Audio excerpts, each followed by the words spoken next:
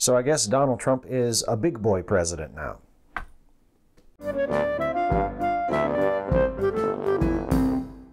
That is apparently the opinion even of some of Trump's harshest critics following his authorization of a U.S. airstrike against a Syrian airfield following the horrible chemical weapons attack in the town of Khan Sheikhoun, which killed perhaps hundreds of people, and including children, who we've all seen the terrible pictures and video of the aftermath of that attack, which evidence suggests was most likely carried out by the Syrian government controlled by Assad.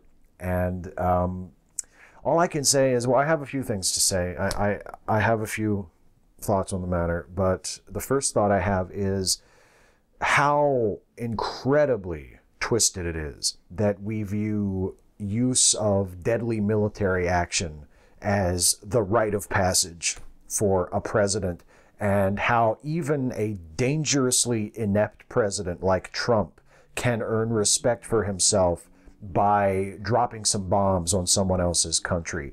Fareed Zakaria on CNN said, "I think this is when Donald Trump became president of the United States." Like, he's all grown up now. He's dropped his first bombs. He's all grown up. Our little boy has grown into a president. He's bombed his first foreign country. And it shouldn't surprise me. It shouldn't shock me. The attitude is a pervasive one. This sort of mindless respect and adoration and reverence for military action, no matter what form it takes. It shouldn't surprise me, but I don't know. There's something about it that just sickens me in the pit of my stomach when I hear people say about Donald Trump, of all people, after he authorizes our military to bomb someone else's country, they say, well, now he's got us. Now he really became the president. Now this is, what can you people be thinking? One of my few voices that I make an effort to pay attention to on the right is David Frum. And David Frum is someone who I think you'd have to call him a neoconservative. He was a member of the White House staff during the George W. Bush years. He was one of Bush's main speechwriters. He writes now for The Atlantic, and he describes himself as a conservative Republican, although compared to conservatives in the Republican Party at the moment, I think you would have to almost define him as a moderate, whether he would like that term or not. And I disagree with David Frum on a ton of stuff, and I have problems with David Frum in a variety of ways. But on the right, I find him to be by far one of the most lucid and reasonable voices. And he wrote an excellent article in The Atlantic about the ramifications of the airstrikes following Khan Sheikhoun for American domestic policy and American politics. And Frum followed that up with an appearance on Canadian television to talk about it. And he had so many incredibly on-point moments in that interview where I feel like he nails Trump more precisely, more accurately than almost anyone that I have ever heard talk about him. And also the reaction to Trump, the people like Fareed Zakaria and others who have come out and applauded this action from Donald Trump. And one of the things that Frum said was, these people who will praise what Trump has done by authorizing this attack in Syria, these are people who just keep wanting him to become a proper president. And they will praise him for things, hoping that these things are a sign of things to come. That now this means Trump will turn into someone other than Donald Trump. And David Frum said, quite bluntly, that's not going to happen. He's never going to be a proper president. And I cannot agree more with that statement than I do. That is exactly how I feel. That is why I think it is a huge mistake and an incredibly dangerous thing to normalize Trump, to encourage people to begin viewing him as some sort of legitimate, acceptable leader, especially when it comes to his role as commander-in-chief of the military. And another thing Trump said in that interview was that the authorization of the attacks on Syria are yet further proof, just in case anyone still needs some proof, that you cannot trust what Trump says, and you cannot predict what he will do based on what he has said, and you cannot predict what he will say based on what he has done. Because, as Frum himself put it in the CBC interview, Trump's words and actions both seem to be random reactions to immediate stimuli. The fact that Trump said for years that attacking Syria would be a terrible idea and he would never do it, and if Obama did it, it would be disastrous, that means nothing. That means less than nothing. Because what did Trump do the first time he had the slightest opportunity? He authorized military action against Syria. He did offer an explanation, but I want to make it clear that I consider that to be a horseshit explanation. I think it was completely disingenuous. I don't think Trump believed a word of it. I don't think it represented Trump's true motives or Trump's true feelings. He basically said, well, I had to bomb Syria because of all of the pain and suffering that was caused to the children.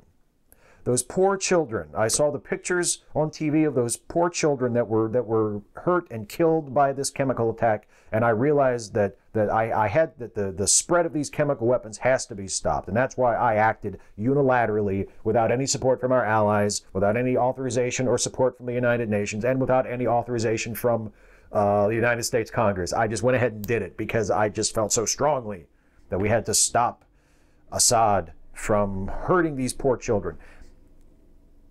4 years ago, almost 4 years ago, when most likely the Assad regime, although that is still somewhat disputed, but most likely the Assad regime was responsible for a far worse chemical attack in the town of Ghouta in Syria, where, depending on the estimate that you believe, between a couple of hundred and a couple of thousand people, including many children, were killed, and many more were injured or maimed as a result of a chemical attack. Trump was one of the loudest voices speaking out against military action. And it was the same thing. We saw awful, heartbreaking pictures on our televisions, on the internet, of children who had been killed as a result of that attack in 2013 on the town of Ghouta.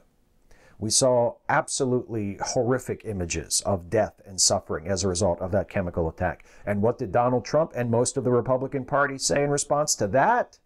Oh, well, I know that looks terrible, but we can't just... military action would be a bad idea. We should take a more measured response to this. And in fact, that is what we wound up doing. There was a negotiated deal where Syria agreed to dismantle its chemical weapons program, which obviously it didn't do, but that was the response at the time. Not military action, certainly not unilateral American military action, certainly not unilateral military action unauthorized by Congress.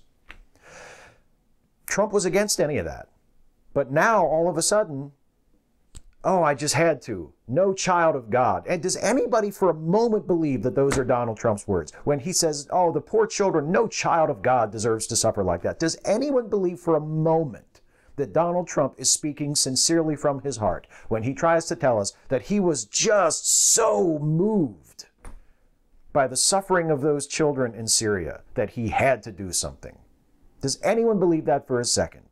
If you do, bless your heart, you poor, beautiful, naive thing. I don't think Donald Trump gives a shit. Maybe that's being too harsh. Maybe I'm being too harsh, but I don't believe I don't believe Donald Trump gives a fuck about any of those people. You know why I don't believe Donald Trump gives a fuck about any of those people? Because those people in Syria who are suffering and dying right now are the same people that Donald Trump tried to block from coming into this country as refugees in his first week in office. One of his first actions as President of the United States was to issue an executive order that tried to ban all of them from entering this country. He cares so much about the suffering and death of children and innocent people in Syria that he's willing to bomb them, but he's not willing to let them come here. and escape the suffering and escape the death and escape the danger. If they want to come here, oh, sorry, no, we can't do that. You stay over there.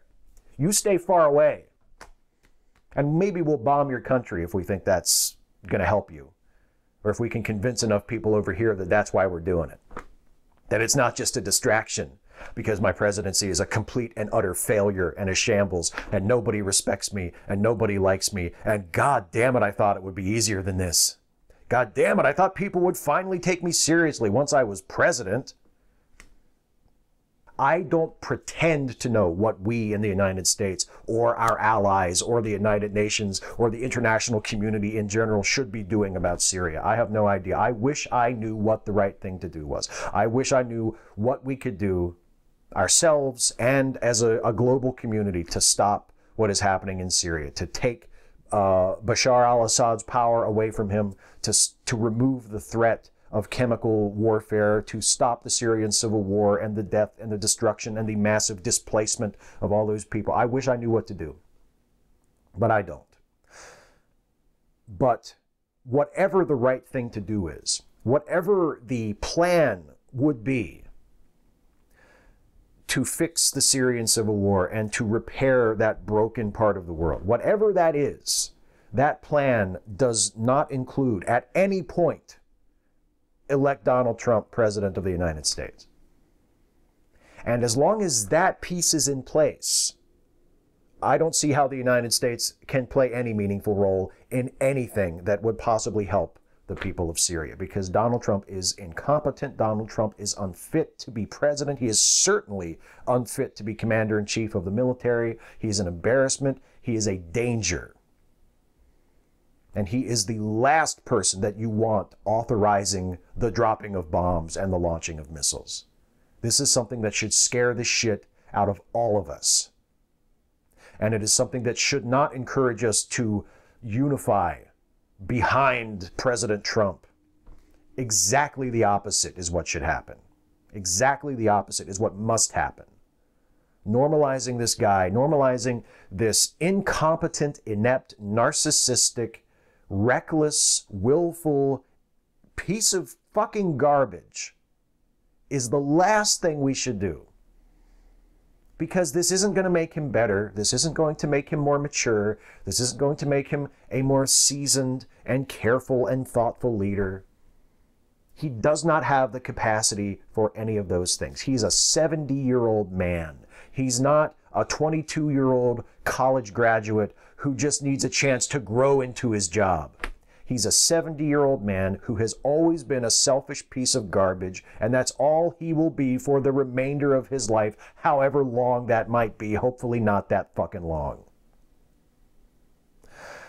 And while I understand the wishful thinking of some people wanting to view this as some sort of positive turning point, I think that is foolish in the extreme.